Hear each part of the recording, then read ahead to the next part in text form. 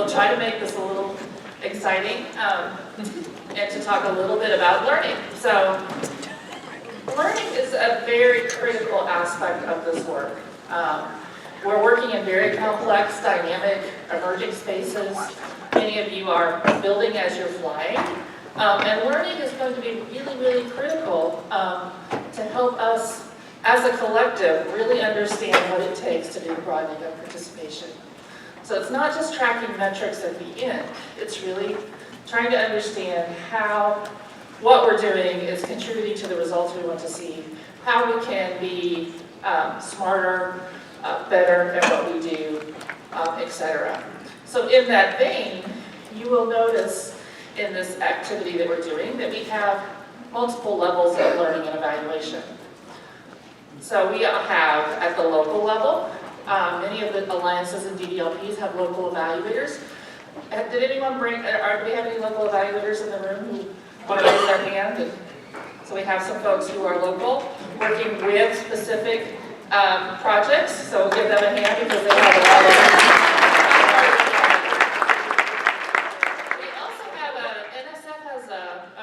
of level of learning that they are doing on their own. This is a very big investment for them, and so they're very interested in learning about what it takes to do this work well. And so we have another group here who is here with us who are just observing. Many of you have talked to the developmental evaluators, 2M and Mathematica. They are the evaluation partner for NSF, and their charge is to provide real-time feedback to NSF themselves around challenges, meeting making, iterative development of the network and the whole initiative and approach. And I just wanted to introduce them. So Kimberly Rao, William Roddick, and Alina Martinez are here from that team. Can you stand? So folks know. And they'll be here. They aren't collecting data today, and tomorrow, but they are here just to hear and talk to you and listen to you. So their role is specifically to support NSF in thinking about this more broadly. Third level evaluation. So we get to the hub. So as Tim introduced us earlier as a member of the hub team, and that is a really good description of our role. We are a critical friend to the hub, ORS Impact. We do a lot of work in the space of systems, evaluating structural conditions, looking at networks, community engagement, lots of collaborative activities. So that's where we kind of like to play in our space. And so my team is here with me today. I just wanted to introduce you to them as well because you'll be seeing and hearing from them throughout the next couple of days. We'll be talking to you a little bit about your work. We'll be observing in sessions, and so just so you know those faces, I'm going to ask folks to stand. So Carlin Oriens, where's Carlin? Carlin is back in the back. Alistair Bird, and Cecilia Borges Farfan. Sorry, Cecilia, is there. So these are my colleagues, and you'll be seeing them around. So having kind of introduced all of that, I want to move us into the session itself. So this session that we're going to be doing is around envisioning success. So as a network, this network is you. You are coming together to create this collaborative effort. And as such, it's going to be really important for you to be very much involved in defining what success looks like for the network itself. This network is designed and intended to be a support to you all in terms of learning from each other, sharing resources, building out and amplifying the NSF Includes message. And so as such, it's really important for it to reflect what your values are, what you think will be important, etc. So what we're going to be doing today is talking about visioning success. If we look 5 years down the road, what do we expect to see from this network? What would a healthy network look like? What kinds of partners would be there? What kinds of activities? What kinds of connections? How would you be working together? We're also interested in how it functions. So does it meet the needs? Are there a variety of ways that folks can engage that that really address the challenges and the issues that you're dealing with. And then finally, what's the benefit and the value of this network to you? If there is no value of the network, then it's not worth doing. So the goal is to build a network for you all that really resonates, brings value, helps you do your work better. So over the past few months, we have had some initial conversations with the Hub as their learning partner about what that might look like. And so we've done a few activities with them to kind of think about what that work is, what kind of outcomes we might be interested in. And we've done some activities around developing a set of principles. So there's a set of principles that we've worked with the Hub that dictate how they work with you, how they work with each other, that set the conditions of collaboration and sharing and amplification and communication as their guiding principles for how they work. So much of our evaluation work with the Hub will be helping them understand to the degree which they are implementing those principles, they are living those principles, and those principles are benefiting you. So that's one piece of the work that we'll be doing as evaluators. The second thing that we've been working with them on is identifying a number of outcomes that are associated with a healthy network. So we did do some initial sort of outcome prioritization with the Hub. And those of you who took the pre-convening survey have seen these, but we identified a set of outcomes that we thought would be a good place to start. So this is not a final list. This is not the Hub coming in and saying, this is what the network needs to do. This is a place to start conversation.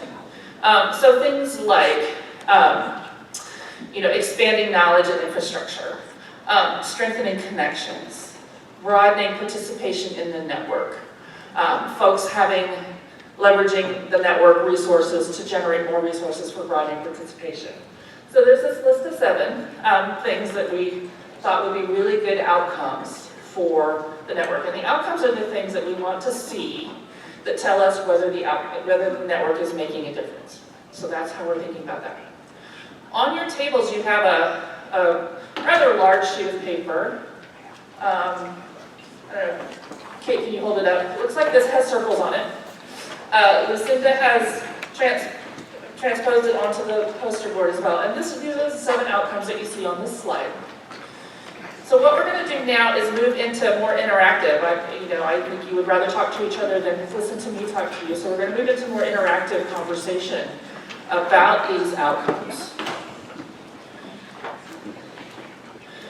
So what we want to do for the next 20 minutes or so is to have you at your tables really start to think about what would a successful network look like. So if you think about this 5 years out,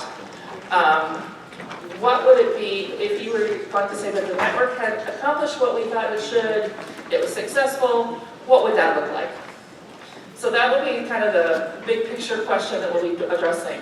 But at your tables, I would love for you to look at this graph of these bubbles, and I'll put the line graph up here too, so you'll have 2 sources. They're the same thing. We want you to think about those outcomes, number 1. Think about whether they resonate with you. Does that make sense? Is that something that you think is important? What's missing? There might be outcomes that we don't have on this list that you want to add. Are there concepts or language around these outcomes that need to be refined?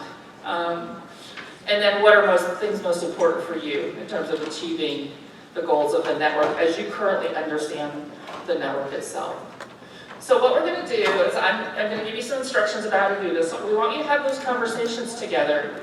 What we want you to do is write your thoughts on the Post-its that are on your table. So all of you have Post-it pads on your table. So here's where the directions come. So as you're having conversations, record your thoughts on those Post-its. If you're talking about a specific outcome that's on the graph on your table, you'll notice at the top of them they have numbers like 1, 2, 3, 4. If you could just note the outcome you're talking about, that'll make it a little easier for us to compile the information. So with that, I'm going to turn you loose. Our folks will be sitting at tables, maybe wandering around the room. There are hub folks at your tables that can help facilitate this conversation. But the goal is to really, for you to start to unpack what would it mean to have a successful network.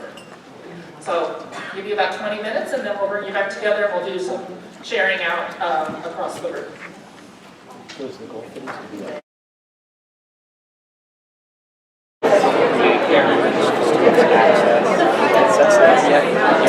All right, folks, we're gonna come back together as a larger group. So the key is one clap if you're ready to do that. Are everybody ready to come back together? Is everybody else engaged?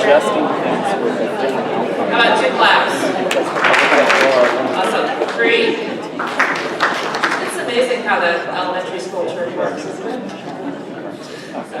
All right, well, I would like to take like the next 10 or 15 minutes and just let you share from your tables with the larger groups any aspects of your conversation that you found insightful, things that were resonating with you, outcomes that you think were missing that you want to add. So I'm just going to open it up and we'll just do kind of popcorn style for the next 10 or 15 minutes if folks from their tables want to share with the larger group something about your conversation that you think would be helpful for everyone to hear.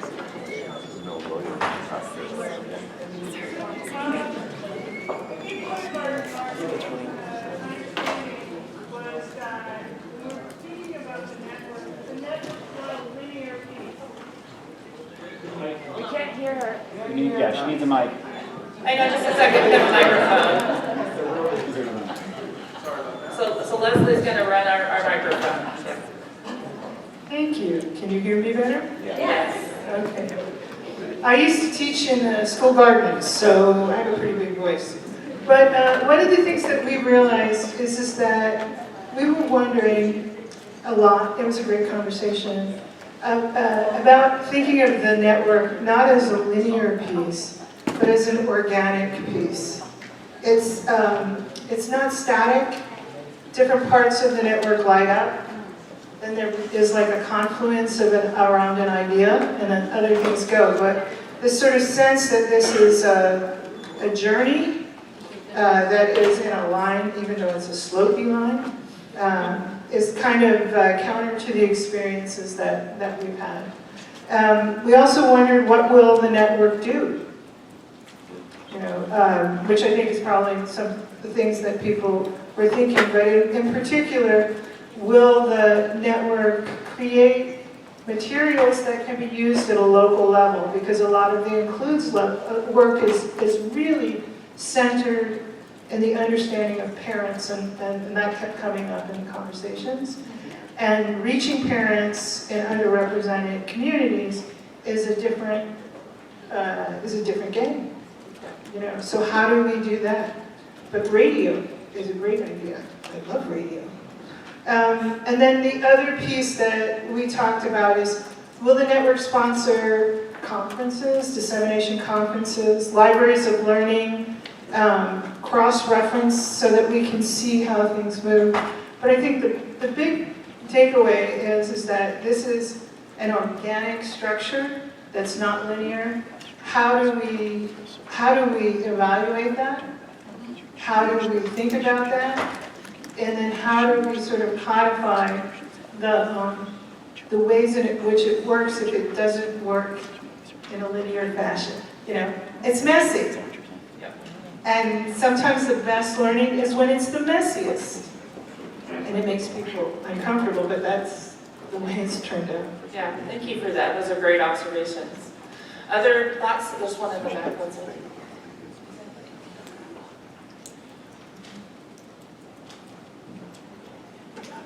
Hi, I'm Jen from the University of Pittsburgh with our great DBLP team here and our observers. So we really appreciated the articulation of the 7 outcome areas, and we were able to really engage with them and talk about them, especially think about how certain other things we talked about kind of were parts of multiple of those outcomes that you have listed there. But we had a couple of things that we thought maybe are not evident in the language that we would want to add. One is that a valued outcome that we would like to see out of the network for our work is that it accelerates our work. And that it would do that by helping us to solve problems without having to recreate solutions that maybe already live out there. And as we talked more about that, we talked about the feeling of a fire hose, and that having access to so much expertise and so much great work, it can sometimes just feel like you're standing in front of a fire hose and we want to control the drip, my colleague suggested. So how can the network help to control that drip, maybe curate some things so that lets us leverage the expertise and actually accelerate what we're doing.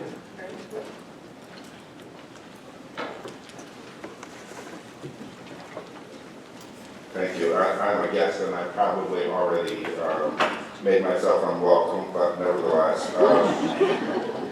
What struck me is that you started in a discussion of outcomes as it relates to the network, which to me is simply a vehicle for achieving the broader outcomes, and I've not seen a statement of the broader outcomes. So it's very difficult to evaluate the process outcomes related to the networking without knowing where the whole thing is heading. And the second point that came up at our table, well, more from me, but the mixture of the model. This isn't a collective impact model, and I understand that, but it seems to me you may well have lost some important ingredients that a collective impact approach might have brought to the work of each of the centers. And then finally, just how long it takes. I mean, to form robust networks, collaboratives, whatever you want to, whatever model you're using. 2 years is probably insufficient. And to have that plus all of the other substantive work might suggest the need to have an outcome immediately around extension and expansion of the resources that it's going to take to accomplish this. A couple of here listening. I'm trying not to crisscross the room. I was trying to get your attention, as I said, didn't have to do that, thanks. I was lucky enough to sit with several NSF program officers. My name is Joe McCrary from West Ed. And it was really interesting to hear about the broader perspective of this whole effort and how a goal should really be thought about changing thoughts from me to we, so that we're all living in our own individual bubbles. We're all worried about our own funding efforts, but really we'd like to see ourselves almost as a part of, we really should like to see ourselves as part of a larger, broader effort, and that's the we. The issue of broader outcomes also came up at this table too, and why those are not articulated in the logic model. And what we talked about was how this, the diagram that's on our table really represents a roadmap to those broader outcomes. Is it on? Oh, I'm on. My name's Sarah Riley, and I'm with the First Two Network. And one of the things that we talked about at our table was the fact that we don't have the people that are most affected by this problem in the room with us, and that's a problem. So we think that it's important for this network to adopt not only a long-term goal of broadening participation, but a process goal immediately of saying if that's our value, we're going to live by it all the time. And we're going to make sure that students are here with us, that they're speaking, that they have meaningful engagement and roles, and that's going to help us be better at what we do. It's really important, it's essential, and we haven't done it yet, but hopefully we can start doing it soon. I think there were a couple over here in the middle.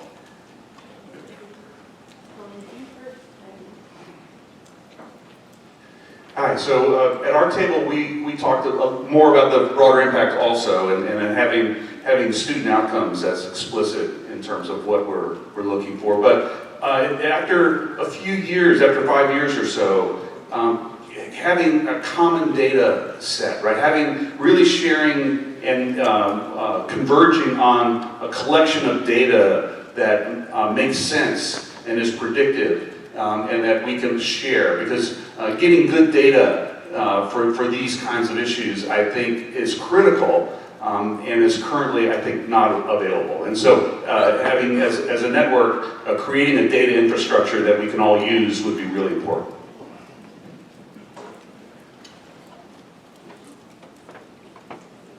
So we had a lot of discussion. Again, I'm Tanya Peoples. I am part of Aspire, and so we're working on the faculty piece, this levers of change. And thinking about that, the conversations that we've had in the room about sort of expanding the network also speak to another issue of of representation disciplinary within disciplines, and how institutions and individuals identify as being a part of the network or not. Who is the network? Is it the people in this room?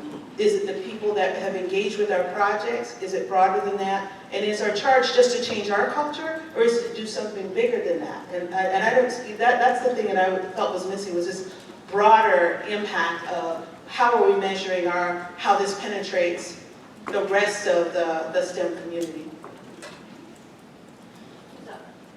Any other comments, questions?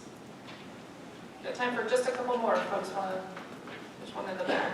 Leslie, right, way back, in the back.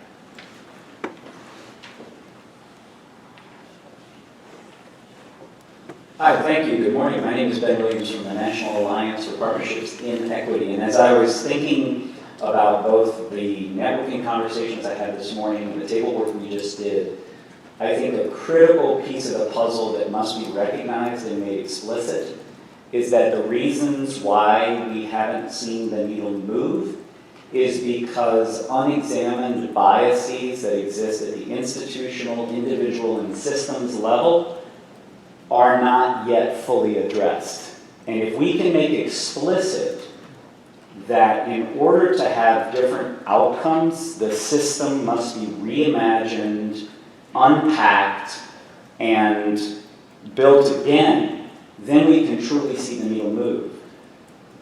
That takes a lot of work. It takes a lot of commitment, but I think that could be a really powerful way for folks not to have to walk that journey alone, but to do that in community. But I think that in that recognition that at the individual, institutional, and systems level, there has to be that critical work done in order to truly broaden participation in STEM.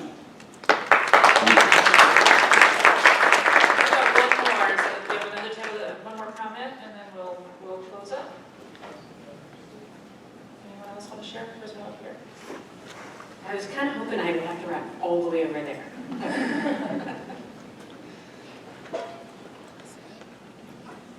Ted Fowler, University of Cincinnati. One of the things that we thought about was that as we looked at the various statements, whether it's in the bubbles or whatever, it was sort of an organizational view of things as opposed to an individual view of things. One of the questions that might be asked is, in 5 years, how might individuals change how they interact within the network? Not how is the network structured, but how is it that we're able to communicate our lessons learned? How are we able to communicate how things are evolving and our new insights? And it seems like somehow or other, taking it to the level of the individual might be helpful. If I could quickly add, the other thing that we noticed was that while these are nicely broad and organizational, they perhaps miss a content and context focus of Includes, which is around an equity foundation. You could drop these comments into any organizational network. So they're somewhat divorced from our primary goal. Great, that's really helpful. All right, any last thoughts folks want to share? Make sure folks have an opportunity. Okay, so I'm going to just close up this little session with just a couple of things about next steps. So it was great to walk around and hear the conversations, some of the points that you raised around, looking at the broader impact that's missing in this. That is absolutely true. So just in terms of the next steps around this was just a sort of an initial conversation to engage you in what does this network need to look like for you.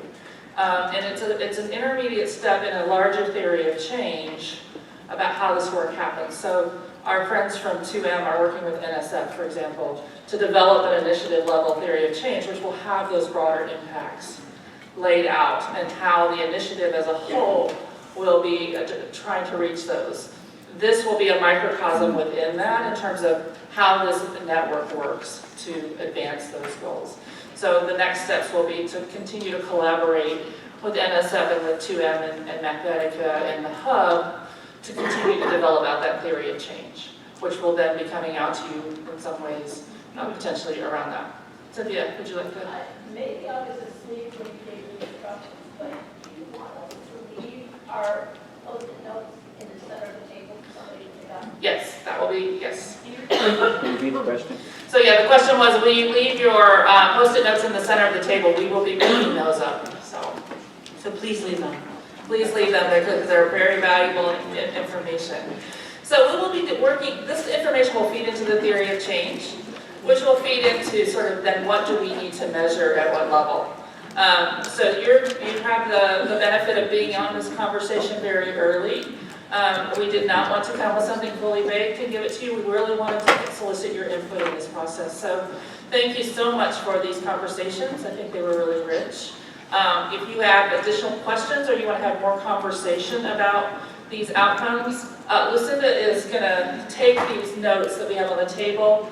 She's going to incorporate them into these posters, and they will be out in the common space with the rest of the posters. And we invite you to interact with them in the same way that you are the other posters. If you have other thoughts that occur to you throughout the next day and a half that you think would help inform these outcomes, this theory of change, in a way that represents the work as you see it, please feel free to either reach out to Lucinda, put post-it notes on the posters out there, etc. So we do want to have this to be an ongoing conversation, not a conversation that ends today, but we just wanted to get it started.